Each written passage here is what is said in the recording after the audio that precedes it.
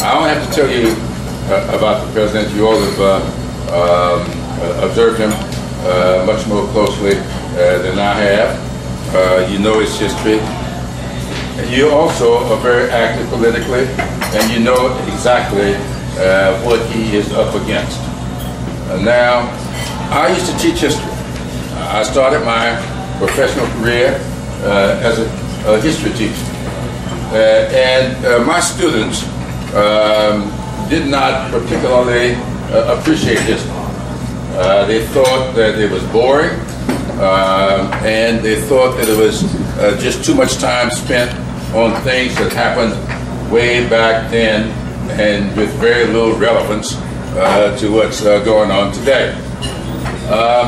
In order to make them excited about history, I didn't teach from the textbooks. Now, the school district bought the textbook, and they expected for you to use them, and I did as a reference. But I taught my classes from the morning newspapers and the evening news. I just thought it would be a little bit stupid for me to be standing in front of a classroom talking about the Fertile Crescent when all they're seeing on the news is the Cuban Missile Crisis, which occurred while I was in the classroom. Now, I view what's going on around us today in much the same way. Look at the morning papers, look at the evening news, and then use that to reflect upon where we were and where we are.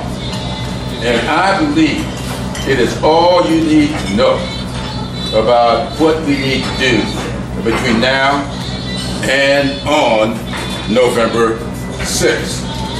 We have got to, number one, and you're going to do that very comfortably in this state, re-elect this president. But number two, we got to give him a supporting cast. We cannot expect, and we're learning that very well. I don't care how good the president is. I don't care how visionary he may be. The fact of the matter is, if bill that the president signs got to come out of the Congress. And if it's the so-called money bills, they have to originate in the House of Representatives. And if you're going to get a bill out of the House, you got to have 218 votes. And right now, we've got 191. Now, I'm a history major, but that math ain't that hard to compute. You need 218, and you got 191, you lose it. This congressional district can be, should be, must be one of the 25 that we need to get us to the 218. So I'm here today to ask you all to redouble your efforts. It's going to be okay and pretty easy for the president in this state, but it ain't going to be easy to pick up the congressional districts from this state that we need.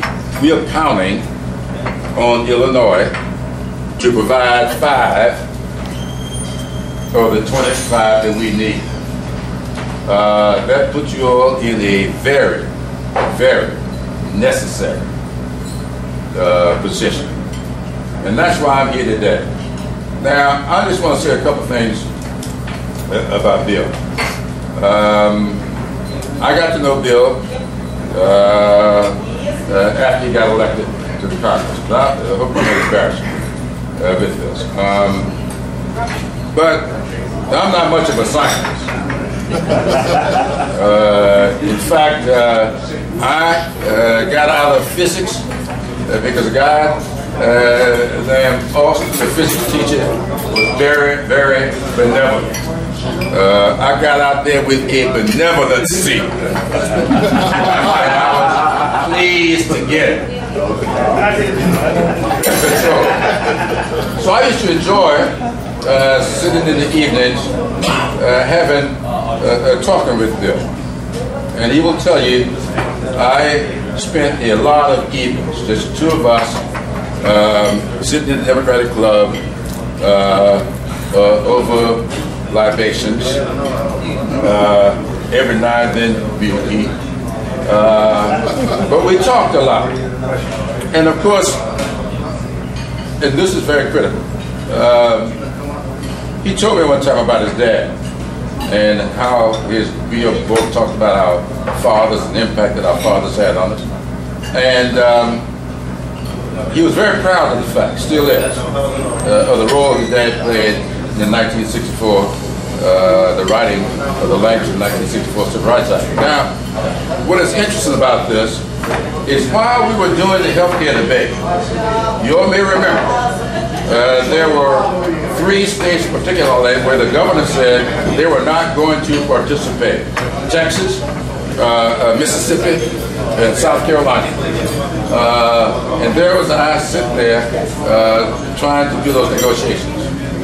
It was because of a conversation I had with Bill Foster that I was able to go in the room one day and help fashion language in that bill that allowed legislatures to work around the governors in order to get the money into those states. So it became known as the Clyburn Amendment. But if the truth be known, Bill Foster could have shared in that. Because there's language in the 1964 Civil Rights Act that I picked up in order to apply it to the health care law. In the 1964 Civil Rights Act states that the federal legislation that is substantially equivalent to the federal law can opt out of the Civil Rights Act application under Title VII in employment discrimination. I took that language to reverse it so that states could, the federal government could say to states, if you do decide to set up your own exchange, that it must be substantially equivalent to the federal exchange in order for you to be able to implement the health care law. We put that kind of language in the health care law.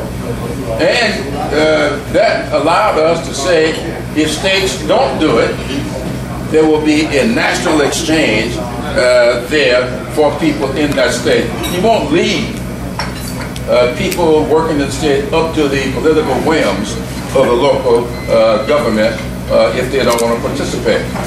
And it was these kinds of discussions that led to that. So I got to know Bill real well, and I don't come here, you know, up down there, wherever, over here, Washington. No, we tend to refer to each other as my good friends, but most times we don't mean it. But I got to know him real well, and so I can come to you today saying I can stand here saying that he's deserving of your support. Now I want to say this last thing about the health law. Now, I know that we have heard from Romney that he wants to repeal Obamacare. Now, I don't run from the term. I kind of like the term, and I use it all the time. I know a lot of people say Obamacare is supposed to be derogatory. It ain't derogatory to me, because I'm just pleased that Obama cares. And now because Obama cares. Because he cares, a child born with diabetes can no longer be denied health care coverage on his or her parents' policy because Obama cares. Men with prostate cancer, women and men. I got a good friend, state senator, breast cancer. They can no longer be kicked off insurance policies once they get sick. Children 21, 22 years old, not yet employed, out of school, can stay on their parents' policies until their 26th birthday. Families can no longer have their benefits capped, but the insurance companies must continue to cover them when they're sick. These are the kinds of things within this law that they want to appeal. They want to repeal it. They also want to privatize Social Security. Now, I'm not making this stuff. Go look at Romney's talks. Look at the Ryan budget, and you will see that they are proposed to be privatized Social Security. Just think, what would have happened if when George W. Bush came with his privatization program, if we had bought into that? Bernard Madoff, who made off with all those people's money, would have made off with all the Social Security money. Because the money would have gone to Wall Street, they would have been playing games with it. We don't want to put our senior citizens, us senior citizens, at the discretion of Wall Street. And finally, I want to say this. Medicare. Putting Medicare into a voucher program. Think about it. Think about a voucher program. Think about you getting a voucher and shopping around the insurance companies in order to get coverage. That is the kind of stuff that we can expect if these people get elected. And it's the kind of stuff that we will continue to have if we don't have a good supporting cast for this president.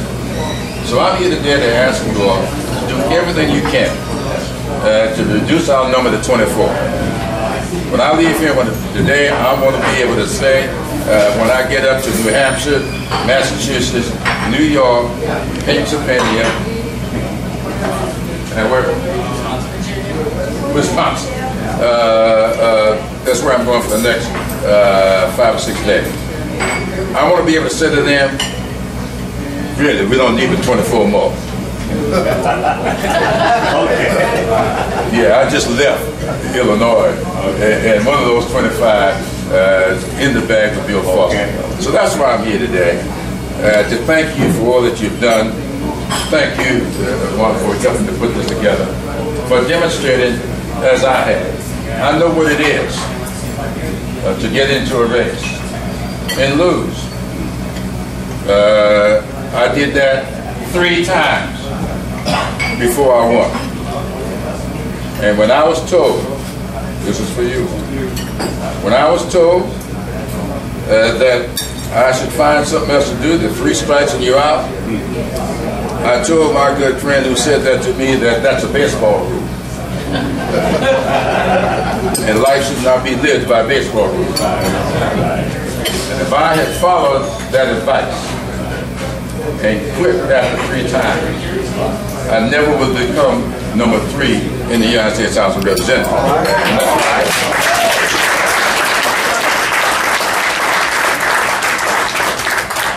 So if at first you don't succeed, try and try again. So I want to say, you go on, keep the faith, help us get this guy elected. There's a future. You're young enough to face it. There's even a future for the 72-year-old. So thank you so much for being here today. And I don't know if anybody needs to introduce. I think I just give Bill Foster the best introduction he can get.